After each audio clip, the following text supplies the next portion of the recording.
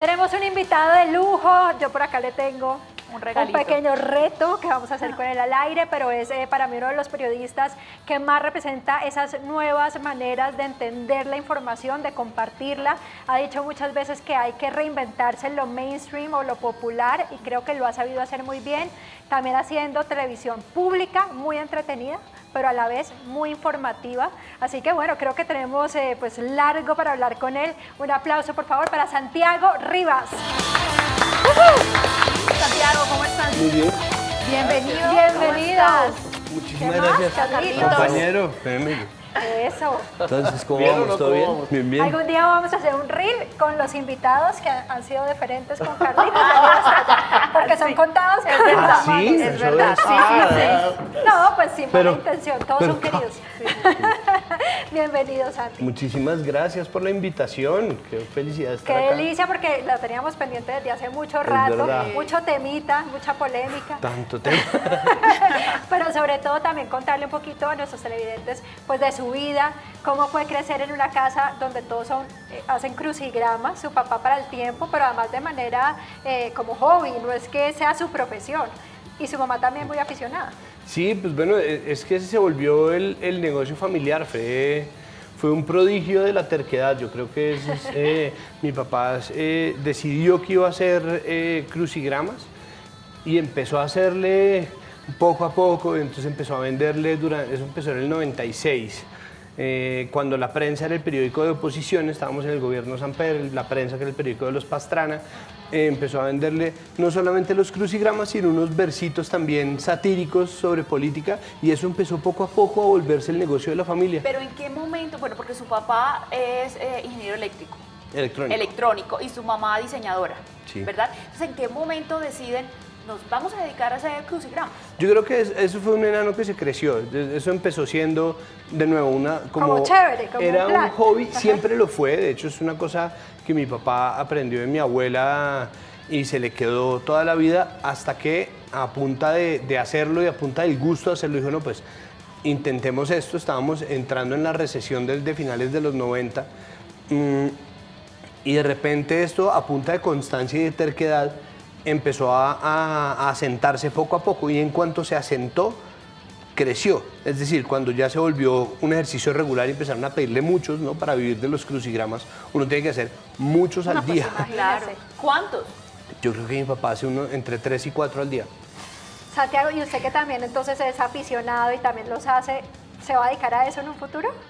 Yo ya me he dedicado a eso. Yo cuando ¿Sí? he estado, sí, cuando nosotros, que en parte también por eso se volvió la empresa familiar, ¿no? Tanto mis hermanos como yo y mi madre, que terminó trabajando también, colaborando con los crucigramas, en algún punto hemos trabajado para la empresa familiar. Si hubiera que volverlo a hacer y si esa fuera la situación, feliz lo hago. Es decir, eso además es buenísimo porque es algo que uno hace con gran alegría, no es como... "Ay, vamos a tocar los crucigramas", La ¿no? Es chévere. revolución digital no ha cambiado un poquito cómo se hacían los crucigramas. ¿Se ha perdido un poquito de mística o no? No, es que depende de dónde ponga uno la mística. Para mí sí existe cierta mística en el papel, pero más ligada al sudoku que al crucigrama. ¿Sí? Porque en el sudoku, si ustedes se fijan ahí, yo puedo hacer las anotaciones al lado, Ajá. cosa que no puedo hacer en la... Pero Ya no me traté en la refiero- pantalla de un teléfono y lo perdí y me tocó, bueno, es ¿Verdad? una No, pero plata. no es la forma en que se llena, es decir, porque ya no se hace físicamente, sino pronto en el celular, sino que antes había que para llenar un crucigrama, bueno, llenarse de libros, de enciclopedias, y pues ahora todo Google. ¿Eso Sí. ha cambiado un poco? Más o los menos sí. Yo creo que no como lo hace mi papá.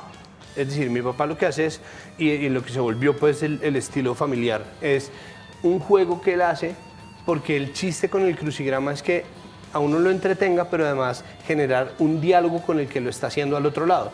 Uno nunca sabe cómo es, a qué se dedica, quién es, eso poco a poco ha venido surgiendo, pero no es algo que uno conozca regularmente, ¿no? Uno no conoce muchos crucigrameros en su vida. Yo solo conozco uno que es mi papá. Yo conozco su papá, su mamá y usted y su hermano. Exacto, ahí está, exacto. Uno conoce, exacto, una sola casa, pero Una entonces... casa Targaryen. La que sí, exacto. Entonces uno hace el crucigrama de distintas maneras. Y mi papá lo que se enfoca en hacer es no ponerse rebuscado con ciertas definiciones como, no sé, planta bicotiledónea que crece en las estepas de Noruega, ¿no? Entonces uno dice, no, pues no tengo ni idea. Claro. Entonces uno Con se pone Google. a buscar, tocó con Google. Mi papá casi que uno termina por soplarle esas y en cambio le hace juegos de palabras, ¿no? Entonces, por ejemplo, no sé, tiene una que es ejecutivo que llega lejos. Exitoso. No, CEO, no, presidente, Emprendedor. no, flota.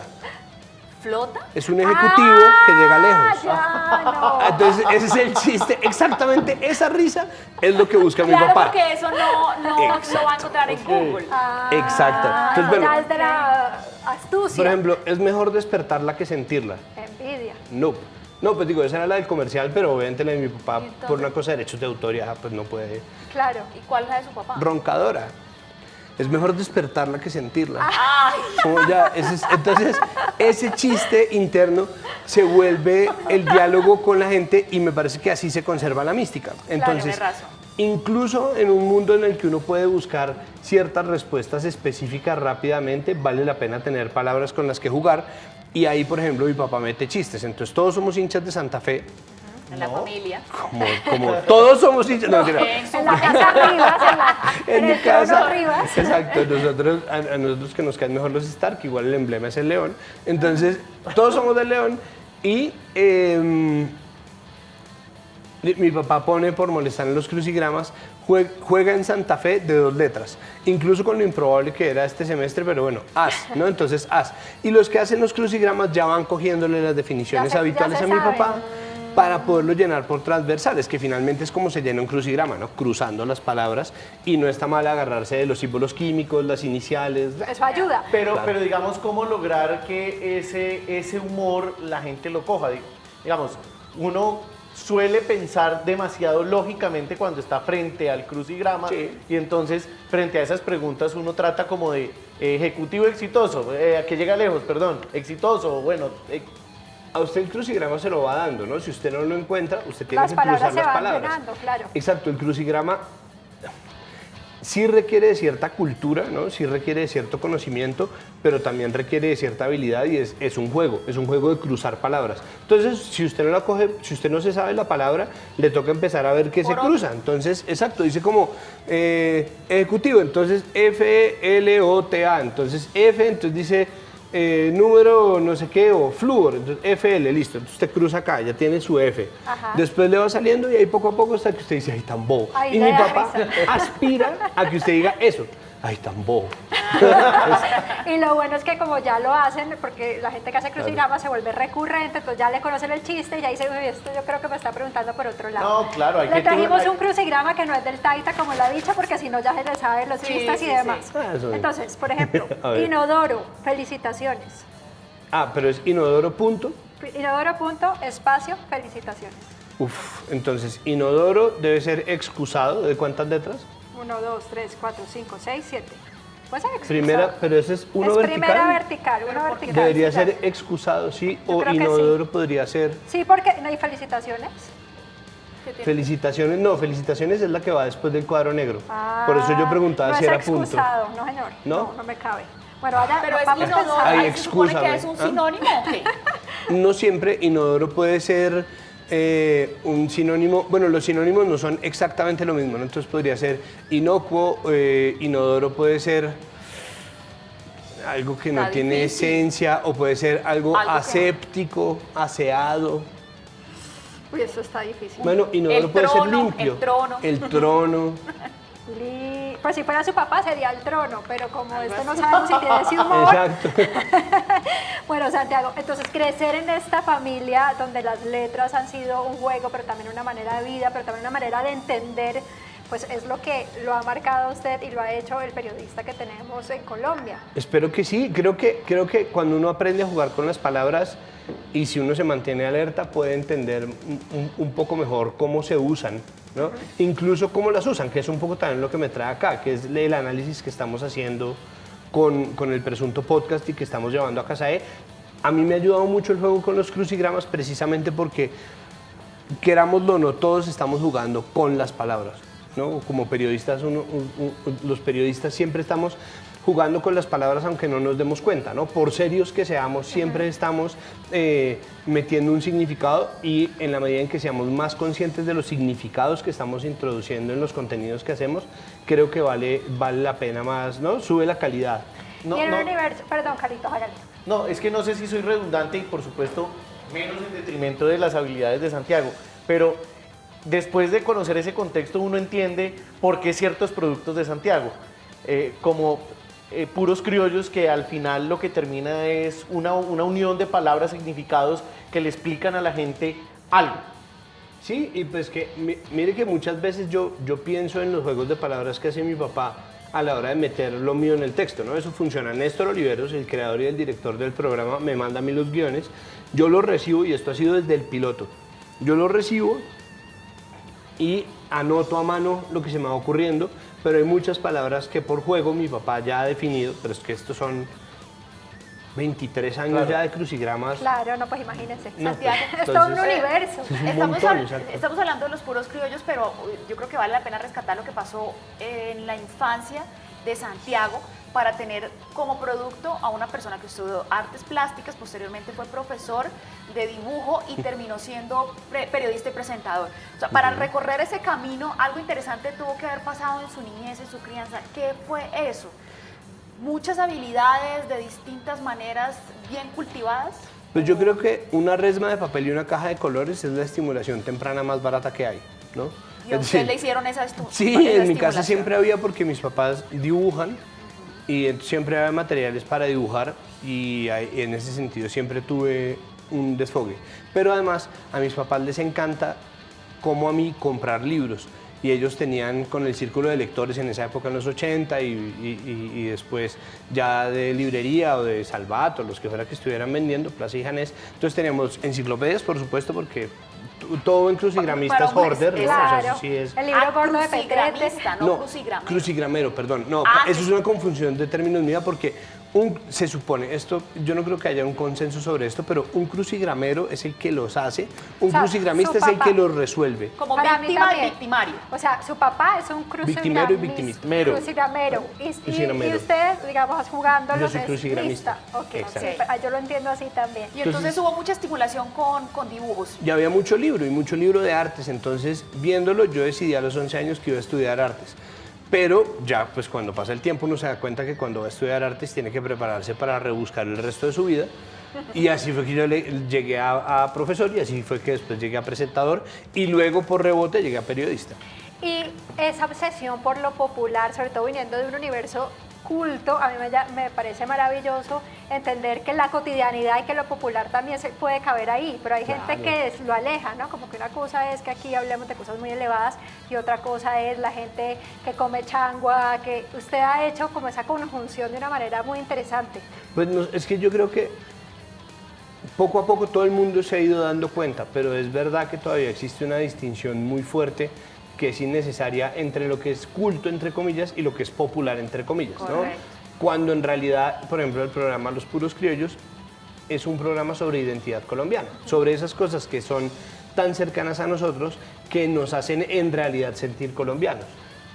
Al contrario de muchas veces los símbolos oficiales, que uno a veces se siente como distante de, o sí, que No uno representado ahí. Exacto, uno no se ve se ve representado. Lo que pasa es que ahí sí no vale la pena andarle haciendo cirugía plástica a los símbolos oficiales. Los símbolos oficiales son lo que son, y sería muy bobo gastar el tiempo y la energía, sobre todo, digamos, de los parlamentarios que ya bien poco trabajan, para hacer cambios en símbolos oficiales que no inventemos, sí, déjenme, Pero Santiago, cuando usted se vuelve presentador y su primera experiencia es Los Puros Criollos, y es un producto tan exitoso, Teresa, India, Catalina, a usted como presentador, ¿qué fue lo que pasó? Porque además, indagando en el tema, descubrimos que su productor, ¿verdad? Lo conoció a usted de antes, ¿cierto? Como 6 meses antes de que saliera Los Puros Criollos, y entonces lo llama porque lo conoce para que presente el casting, Néstor Oliveros, ¿verdad? sí, sí, Néstor sí. Oliveros. Ajá. ¿Qué cree usted que en ese momento vio Néstor en usted que le dijo, usted es el perfecto para ser el presentador de ese programa, habiéndose nunca parado frente a una cámara? Néstor, no, yo tenía, ¿Sí había experiencia? para usar el lugar común, yo tenía unos pinitos, no, tenía yo tenía un Iván Duque de experiencia, o sea, tenía un poquito de experiencia. Y era que yo había trabajado en una serie web que se llamaba Parodiario. En Parodiario, que lo hacíamos en el cuarto de un amigo con una tela verde en el closet colgada, templada. El famoso croma. Haciendo un croma con eso y animando unas vainas, hacíamos una mamadera de gallo muy mal pagada, que hacíamos pues, como para una plataforma, pero es que en ese momento... Eran unos pioneros. No, exacto. Sí, O sea, pasamos de ser unos piones a ser unos existía. pioneros. Pero fue como un hobby o porque de verdad querían, bueno, era como un proyecto que le querían de pronto sacar un provecho económico. Era una plata sin proyecto. O sea, había una plata por ahí flotando. Sí. Y necesitaban un proyecto de contenidos para hacer promoción cuando estaban primero descubriendo la publicidad por contenido, segundo descubriendo las series web / videoblogs y eran otros tiempos. En ese momento ni siquiera Google había comprado YouTube, ¿no? Entonces Parodiario salía en el streaming de la propia página parodiario.tv. Eso, yo no sé si todavía estará en pie algo de esa vaina, pero los videos ya están abajo. El caso es que yo había hecho eso, es decir, unas amigas mías me recomendaron con Néstor, porque Néstor estaba buscando un presentador para el piloto que no fuera un presentador. Él quería Pensé eso. que su respuesta iba a ser el humor, su Pues sentido del humor. era un proyecto de humor y pues en ese sentido, es decir, como eran amigas en común, pues habíamos tenido... A ver, es que uno nunca es tan chistoso como cuando está conversando, ¿no? Con los amigos. Uno Cuando es después- genuino el humor, es que eso de Exacto. seamos chistosos no funciona. Sí. No hay nada más bloqueador que, ay, ven, haga algo Ay, chistoso y uno, haga, sí. no, uno empieza a hablar como los niños muriendo de hambre. No, ya no hay humor posible.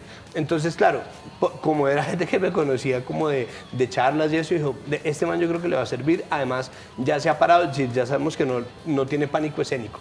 Entonces, Santiago, exacto. y eso que usted ha dicho de reinventarse en lo mainstream o lo popular, lo conocido, lo famoso, ¿eso cómo se reinventa? ¿Cuál es su visión?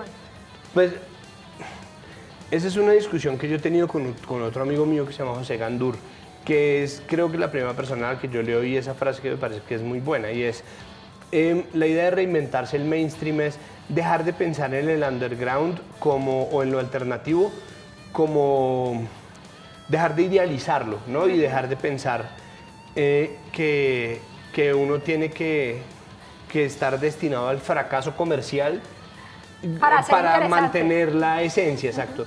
Yo pienso que uno sí puede mantener su esencia y ser honesto y hacer algo que sea entretenido para todo el mundo. Y creo que la esencia de la televisión pública un poco es eso.